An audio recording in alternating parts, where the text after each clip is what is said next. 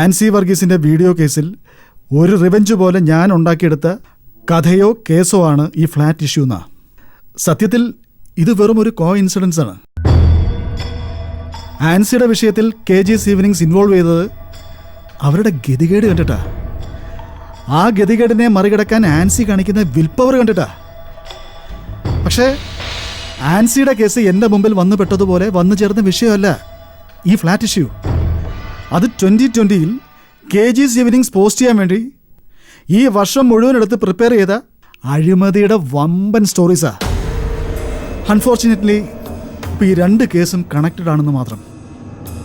അതുകൊണ്ട് തന്നെ ആൻസിക്ക് വേണ്ടി അവരൊരുക്കുന്ന ഓരോ ട്രാപ്പിൽ നിന്നും ആൻസിയെ രക്ഷിക്കാൻ എനിക്ക് ആദിത്യ ഗ്രൂപ്പിനെതിരെയുള്ള ഈ തെളിവുകൾ എടുത്ത് ഉപയോഗിക്കേണ്ടി വരികയാണ്.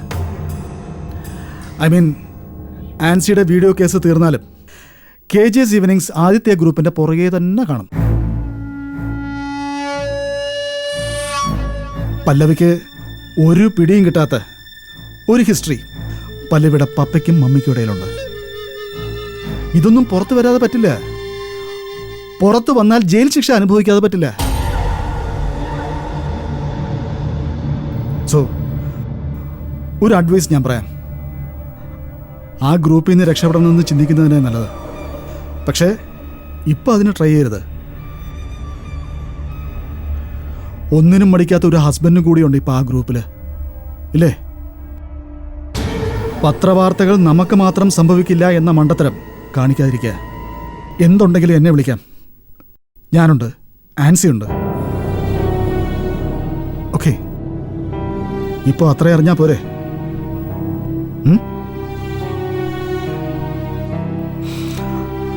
പൊയ്ക്കോളൂ, പൊയ്ക്കോളൂ.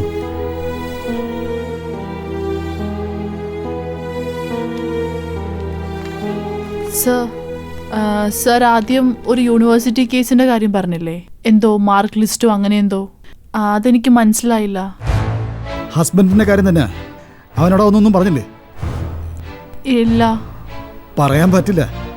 പവി, സർ, ആ ഡോക്യുമെന്റ്സ് ഇങ്ങനെതോ. ഒപ്പം പഠിച്ചിരുന്നവരല്ലേ? എങ്ങനെയായിരുന്നു സ്റ്റഡീസിലേക്ക് അവൻ? ആവറേജ് പോലും അല്ലായിരുന്നു. എന്നിട്ടും ഡിസ്റ്റൻഷൻ കിട്ടി പാസ്സായി. ആള് ഭയങ്കര ബ്രില്യന്റാ. ഇതിന്റെ വേറെ കോപ്പിയുണ്ട് നമ്മുടെ കയ്യില്. കോപ്പിയുണ്ട് സർ, വേറെ ഉണ്ട്. പല്ലവിയുടെ ചോദ്യങ്ങൾക്കുള്ള ഉത്തരം ദേ ഇതിനകത്തുണ്ട്. പോയി നോക്കി ബോധ്യപ്പെട്ടതിന് ശേഷം എന്നെ വിളിച്ചാൽ മതി. പോയിക്കോളൂ.